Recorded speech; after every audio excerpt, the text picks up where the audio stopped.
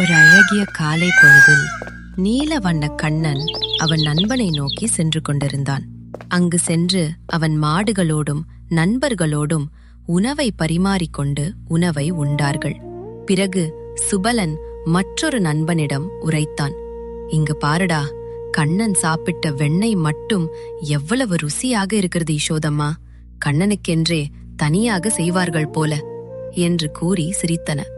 கண்ணன் சிரித்துக்கொண்டே, சுபலா, இல்லைடா, நீங்கள் எனக்கு ஊட்டிவிடும்போது உங்கள் கைகள் படுவதால் அது அமுதமாக மாறுகின்றது என்று கண்ணன் சொன்னான். மற்ற நண்பர்களோ, அதனால்தான் கண்ணா, உன் எச்சில் பட்ட இந்த வெண்ணெய் அமிர்தம் போல் எங்களுக்கும் தெரிகிறது என்று கூறினார்கள்.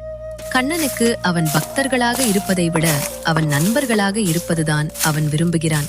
இந்த கண்ணனை யாருக்கெல்லாம் பிடிக்கும்?